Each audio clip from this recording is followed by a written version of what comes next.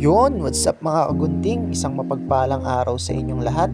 At ayan na nga, tayo pupunta muli sa eskwelahan dahil tayo gagawa ng activity at tayo muling gugupit. At yun nga, kasama ko nga pala ang aking anak dyan at siya ang aking gagawing model. Kaya tara, samahan niyo muli ako sa aking panibagong araw na ito.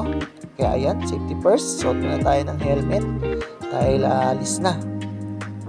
Yan, sasakay na yung anak ko dyan. Kaya tara, let's go!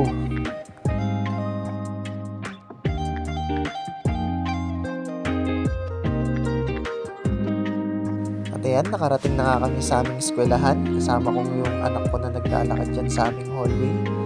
Nakikita nyo na naman, no? Tirik na tirik yung araw. Tapos sobrang daming nag-activity ngayon, no? Kaya papasok na tayo dito sa aming classroom. Kaya na nga, simulan na siyang draping. Tapos yan, ginugupitan ko na siya dyan. Gamit lang yung gunting. At yan mga kagunting, ito na ang finished product natin. Pero yan, hindi yan gunting talaga ginamit ko dyan. Ni-razor ko na yan kasi sablay yung paggawa natin sa gunting.